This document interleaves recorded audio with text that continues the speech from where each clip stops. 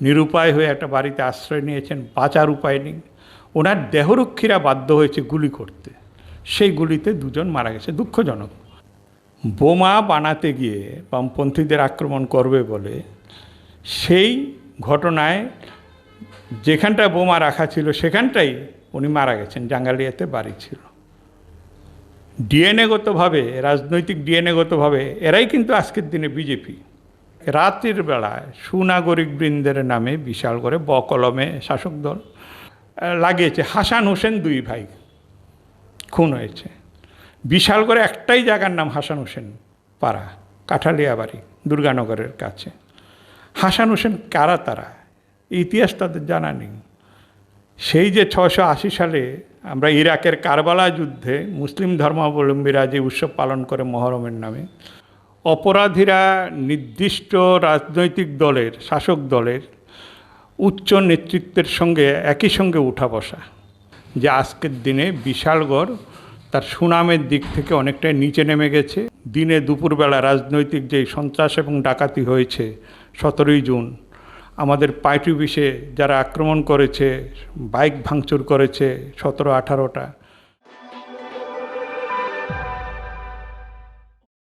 নমস্কার, দেখছেন খবরে প্রতিবাদ। আমি শতরূপা। আজকে আরও একটি বিশেষ আলোচনা নিয়ে। আপনারা প্রত্যেকেই অবগত রয়েছেন, বিগত বেশ কিছুটা সময় যাবৎ প্রতিটি খবরের চ্যানেলে, প্রতিটি পত্রিকায় খবরের শিরোনাম মানেই বিশালগড়। এবং এই বিশালগড়ে বিগত বেশ কিছুটা সময় যাবৎ যে পরিবেশ, যে পরিস্থিতি তৈরি হয়েছে, সেটা রীতিমতো আতঙ্কের কারণ হয়ে দাঁড়িয়েছে, এমনটাই অভিযোগ উঠছে। আজ আমরা এই সার্বিক বিষয়বস্তু নিয়েই আলোচনায় রয়েছে এবং আমার সঙ্গে রয়েছেন বিশালগড় সিপিআইএম মহকুমা কমিটির সম্পাদক পার্থপ্রতিম মজুমদার। নমস্কার, আপনাকে স্বাগত। নমস্কার। প্রথমত যেটা জানতে চাইব, বিশালগড়ে যে পরিবেশ পরিস্থিতি এই মুহূর্তে অভিযোগ উঠছে যে একটা আতঙ্কের কারণ হয়ে দাঁড়িয়েছে, এই বিষয়টা নিয়ে মহকুমা সম্পাদক হিসেবে আপনার কি প্রতিক্রিয়া? এই বিষয় নিয়ে পার্টির মহকুমা সম্পাদক হিসাবে আমাদের যা প্রতিক্রিয়া তা হচ্ছে একটা অরাজক পরিস্থিতি, এবং এই অরাজক পরিস্থিতি এতটাই ভয়াবহ যে এটা এখন আর কোনো নির্দিষ্ট দলের উপরে নির্ভর করছে না। দলমত নির্বিশেষে সব অংশের মানুষকে আতঙ্কিত করে তুলেছে। এবং আমার বিশ্বাস যে আমি যে বক্তব্যটা রাখছি, এটা বিশালগড়বাসী প্রায় প্রত্যেকেই একই তাদের মনোভাব হবে। তারা এটাই মনে করছেন যে আজকের দিনে বিশালগড় তার সুনামের দিক থেকে অনেকটাই নিচে নেমে গেছে, এবং এই অরাজক অস্থির পরিবেশ বিশালগড়ে যা বিরাজ করছে তা একদমই নিন্দনীয় এবং এটাকে মেনে নেওয়া যায় না। বিশালগড়ে সাম্প্রতিককালে যে ঘটনাটা সবচেয়ে বেশি দৃষ্টি আকর্ষণ করেছে সেটা হচ্ছে দুজন ঠিকাদারের বাড়িতে গুলিবাজি বা তাদেরকে প্রাণনাশের হুমকি দেওয়া, এবং এই ঘটনাবলীর সাথে যে নামটি জড়িয়ে রয়েছে রণবীর, সে রণবীর কিন্তু এখনো পর্যন্ত গ্রেফতার হয়নি। এই গোটা বিষয়টি বিধানসভা পর্যন্ত পৌঁছে গেছে, মুখ্যমন্ত্রীর দৃষ্টি আকর্ষণ করা হয়েছে এবং মুখ্যমন্ত্রী নিজে নির্দেশ দিয়েছেন রণবীরকে অতি সত্বর গ্রেফতার করার জন্য, কিন্তু এখনো পর্যন্ত সে গ্রেফতার হয়নি। কি বলবেন এই বিষয়ে? বিশালগড়ে যে ঘটনা, গুলি বৃষ্টির শিরোনামে এসছে বিশালগড়ে, আমাদের এই বিশালগড়ের যদি স্পেসিফিক্যালি আমরা তার নির্দিষ্ট কতগুলি ভাগে আমরা বিচার করি, তাহলে আজকের দিনে যে ঘটনায় যে অপরাধীকে খুঁজছে তার ধরা না পড়ার মধ্যে কোনো অস্বাভাবিকতা নেই। কারণ অতীতে বিশালগড়ে যা ঘটনা ঘটেছে, কোনো ঘটনায় পুলিশ কোনো পদক্ষেপ গ্রহণ করেনি এবং অপরাধীরা প্রকাশ্যেই ঘোরাফেরা করেছে। এবং শুধু করেনি তা নয়, অপরাধীরা নির্দিষ্ট রাজনৈতিক দলের, শাসক দলের উচ্চ নেতৃত্বের সঙ্গে একই সঙ্গে উঠা বসা। সুতরাং এই অবস্থায় গিয়ে অপরাধী ধরা পড়বে, অভিযোগকারী সে বিচার পাবে, এটা আমরা যেমন বিশ্বাস করি না, বিশালগড়বাসী বা রাজ্যের মানুষও তা বিশ্বাস করে উঠতে পারছে না। মুখ্যমন্ত্রী যতই বলুক, ওনার কথা এবং কাজের মধ্যে কতটা মিল আছে তা নিয়েই মানুষের মনে প্রশ্ন আছে।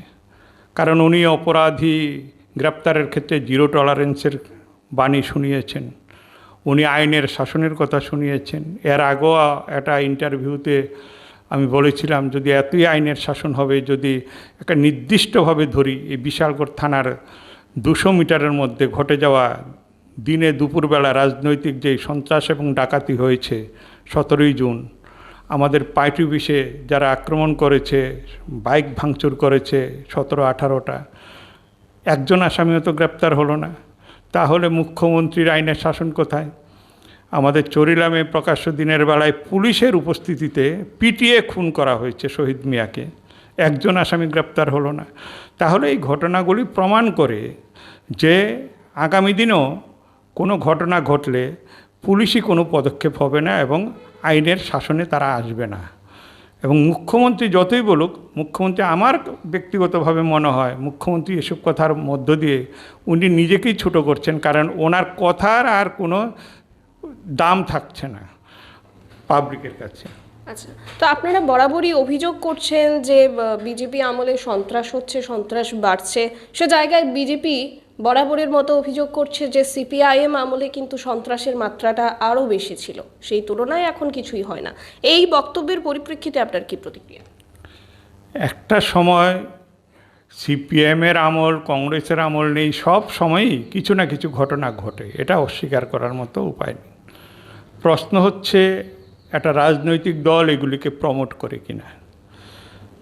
আমাদের এখানটায় বামপন্থী শাসনে ত্রিপুরা রাজ্যে সিপিআইএম পার্টি তার বামফ্রন্ট সরকারের মূল পরিচালক দল হিসাবে কোনো জায়গায় অপরাধমূলক কাজ, সমাজবিরোধী কাজ এগুলিকে উৎসাহ বা প্রশ্রয় দেয়নি। তারপরেও বিচ্ছিন্ন কয়েকটা ঘটনা তো ঘটেই থাকে, কিন্তু এগুলিতে রাজনৈতিক কোনো ইন্ধন ছিল না।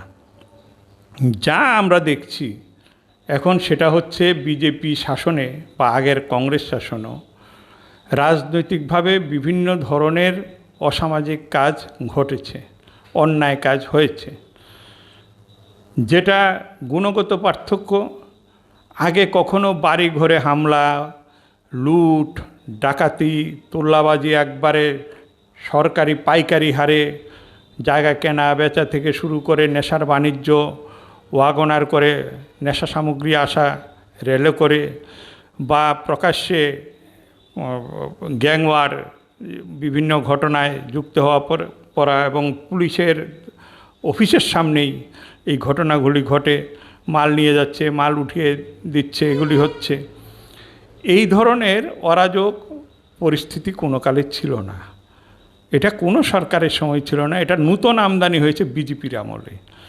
এখন অন্যান্য ক্ষেত্রে যদি ধরেন আপনি, তাহলে কিছু ঘটনা যেমন বিশালগড়ে ওনারা সুনাগরিক বৃন্দের নামে কিছু তারা পোস্টারিং করেছে, ফ্ল্যাক্স লাগিয়েছে সারা বিশালগড়ে। ঘটনাটা ঘটল কবে?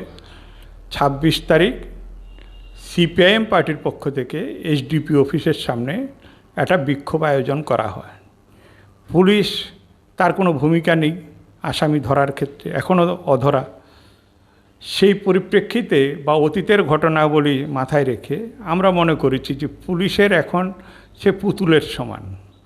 তাহলে একটা প্রতীকী একটা পুতুল নিয়ে গিয়ে আমরা একটা প্রকাশ্য স্মারকলিপি সেখানটা টাঙিয়ে দিয়ে আসলাম। এটা ভাইরাল হয়েছে, বিভিন্ন জায়গায় আলোচনা এসেছে, বিশালগড়বাসীও দেখেছে যে না, আমাদের বক্তব্যটার মধ্যে কোনো অসামঞ্জস্যতা নেই, ঠিকই আছে। পরের দিন 27 তারিখ রাতের বেলায় সুনাগরিক বৃন্দের নামে বিশালগড়ে বকলমে শাসক দল, আরও স্পেসিফাই করতে গেলে একজন বটবৃক্ষ নাকি আছে এর পেছনে মাস্টার মাইন্ড, ওনার বিভিন্ন তথ্যাদি সংগ্রহ করে সারা বিশালগড়ে ফ্ল্যাক্স লাগিয়েছে কিছু ঘটনাবলী উল্লেখ করে।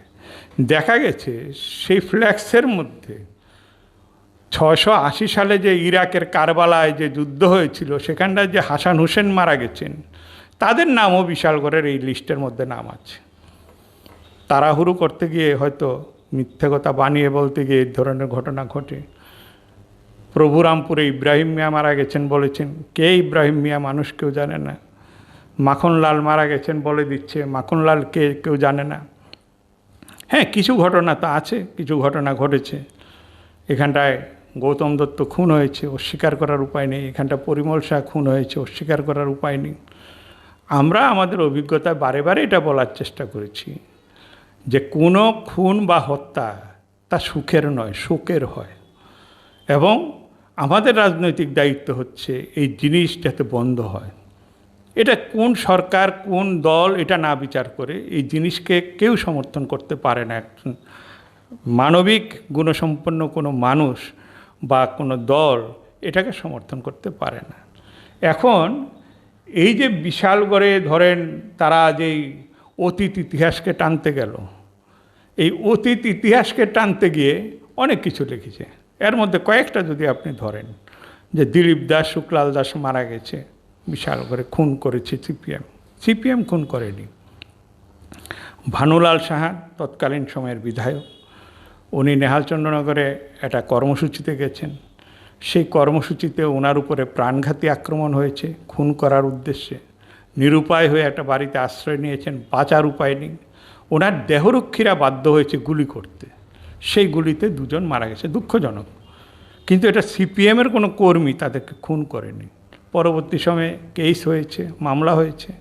মামলায় ভানুলাল শাহ সহ সকলে বেকসুর খালাসও হয়েছে। মানে এটা মামলায় উনি গ্রেপ্তারও হননি, প্রয়োজনই পড়েনি, কারণ ওনার প্রাণ সংশয় ছিল।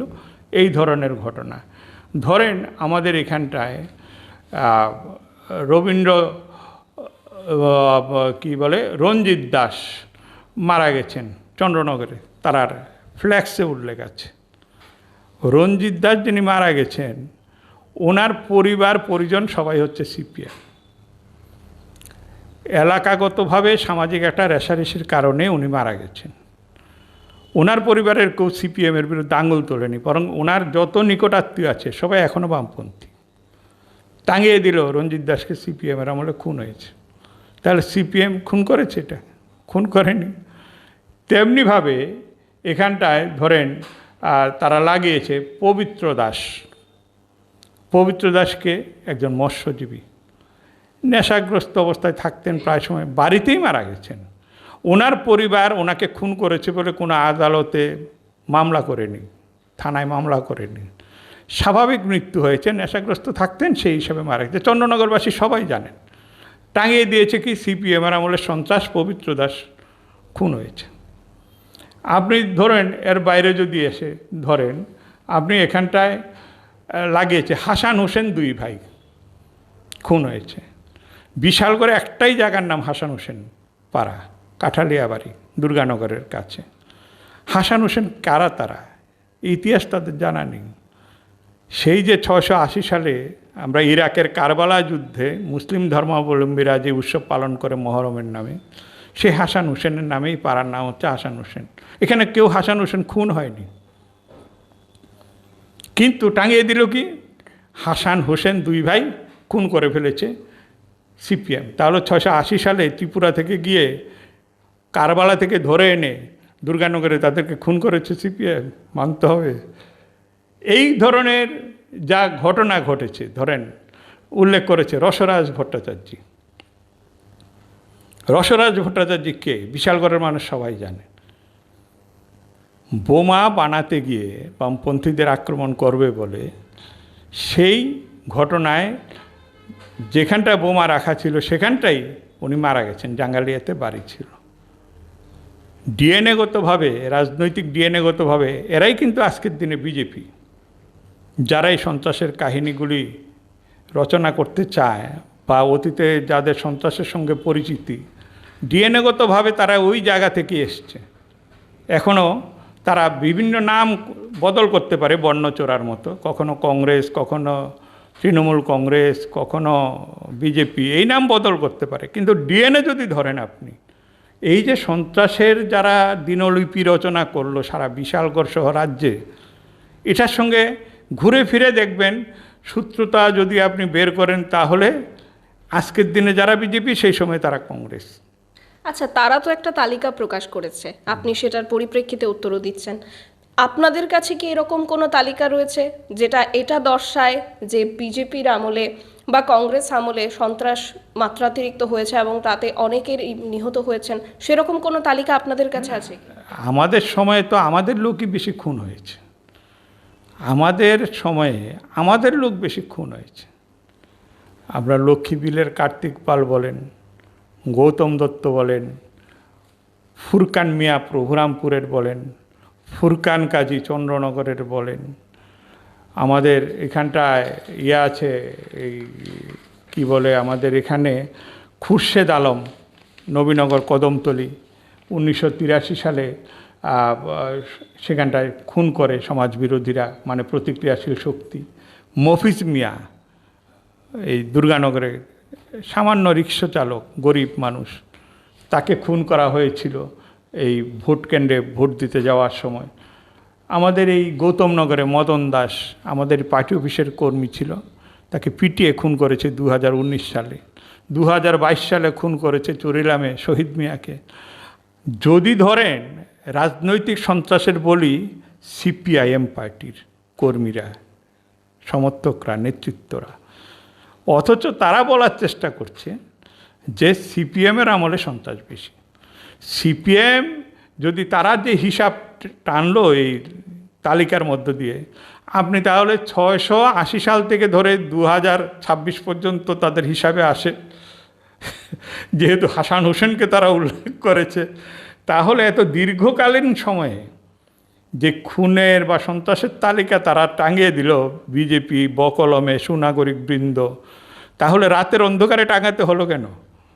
এটা তো দিনের বেলায় সুনাগরিকের উপরে তো কোনো কথাই হতে পারে না। তারা তো সর্বজন গ্রাহ্য হওয়ার কথা, দলের ঊর্ধ্বে মানুষ তাদেরকে ভালোবাসার কথা। তাহলে তারা পাবলিকের কাছে একটা জিনিস রাখবেন, উপস্থাপন করবেন, দিনের বেলায় প্রকাশ্য দিবালোকে তারা লাগাবেন যে আমরা সুনাগরিক বৃন্দ এই সন্ত্রাসের বলি বাম আমলে এই আমরা লাগিয়েছি। সুনাগরিক কতটা সুনাগরিক হলে পরে রাতের অন্ধকারকে বেছে নেয় এগুলি লাগানোর জন্য? তাহলে এটার মধ্যেই পরিষ্কার যে রাজনৈতিক উদ্দেশ্যে বামফ্রন্ট বা বামপন্থী আন্দোলনকে তারা দুর্বল করার উদ্দেশ্যে, আমাদের এই বদনাম করার উদ্দেশ্য নিয়ে এই জিনিস রটনা করছে বা প্রচার করছে। আচ্ছা, এই যে সন্ত্রাসের যে বিষয়টা, সেটা কার্যত শুধু অভিযোগ নয়, কিছু তো বাস্তবতা রয়েছে। আপনি যেটা বললেন যে বাম আমলেও বহু নেতা কর্মী মারা গেছেন, বিজেপি আমলেও একই হয়েছে। উভয় আমলে যারাই মানে নিহত হয়েছেন তাদের দোষীরা কতটা শাস্তি পেয়েছে, বাম আমলে কিংবা বর্তমান আমলে? দোষীরা যে সব ক্ষেত্রে শাস্তি পেয়েছে বা আমরা সেই জায়গায় তাদেরকে আদালতে বিচারের জায়গায় নিয়ে আসতে পেরেছি, এটা আমাদের ব্যর্থতা। সব জায়গায় আমরা পারিনি। তাহলে গৌতম দত্তের খুনিরা এখনও ঘুরে বেড়ায়, এখনও বিজেপির নাম নিয়ে তারাই বড় বড় কথা বলে। এই জিনিস আমাদের ব্যর্থতা আছে, আমাদের স্বীকার করতেই হবে। আমাদের অন্যান্যরাও যারা খুন হয়েছে তারা সেইভাবে সেই অর্থে আদালতের কাঠগড়ায় তাদেরকে আমরা তুলতে পারিনি অপরাধীদের, এটা আমাদের ব্যর্থতা আছে। আবার অন্যদিকে পরিমল শাহর হত্যা মামলায় যেই রায় হয়েছে তাতে এই বিশালগড়ের মানুষ সবাই জানে যে যারা নির্দোষ, যারা খুনের দিন তারা ঘটনাস্থলে তো দূরে থাক, এই ঘটনা জানতও না, সাধারণ সমর্থক পরিবার, কেউ চাকুরি করতেন, কেউ ব্যবসা করতেন, তারা রাজনীতির সঙ্গে খুব বেশি জড়িত ছিলেন না, এদের নামও ফাঁসিয়ে দেওয়া হয়েছে, এখন তারা জেলে আছেন। তো এগুলি আছে, কিছু আমাদেরও ব্যর্থতা আছে আর ওনাদেরও কিছু কিছু ক্ষেত্রে আছে। কিন্তু আমাদের বক্তব্য হচ্ছে পরিষ্কার যে কোনো খুন বা সন্ত্রাস এটা কখনোই কোনো সরকার বা মানুষের কাছে কাম্য হতে পারে না। আমরা মনে করি যে মায়ের চোখের জল, সে সিপিএমের হোক, বিজেপির হোক, কংগ্রেসের হোক, যে বোনের জল, ভাইকে হারার যে বেদনার জল, তাকে যদি আমরা সবাই একটা জায়গায় আনি, এই জলের কোনো ভাগ করা যাবে না যে এটা সিপিএমের মায়ের বা বোনের চোখের জল, এটা বিজেপির মায়ের বা বোনের চোখের জল, এটা কংগ্রেসের মায়ের বা বোনের চোখের জল।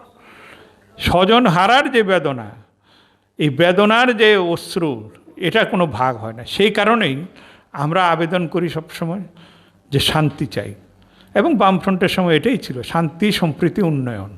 আমাদেরকে নিয়ে ব্যঙ্গ করত। এখন মানুষ হারে টের পাচ্ছে যে শান্তি, সম্প্রীতি, উন্নয়ন এই শব্দের অর্থ কী হতে পারে। কারণ এখন মানুষের বাকস্বাধীনতা নেই, গণতন্ত্র নেই, অত্যাচার, অনাচার, অবিচার, অরাজকতা, নেশার বাণিজ্য, গুলি বৃষ্টি, যাই বলেন আপনি, সমাজ এই জায়গায় চলে গেছে। ত্রিপুরা রাজ্যের মধ্যে আমরা বলছি বিশালগড় চ্যাম্পিয়ন, কিন্তু ত্রিপুরা রাজ্যের অন্যান্য জায়গা তো আছে।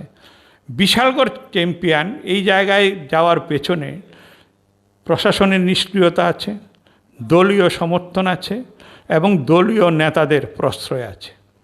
এই সব মিলে বিশালগড় আজকের দিনে সংবাদ শিরোনামে উঠে এসছে।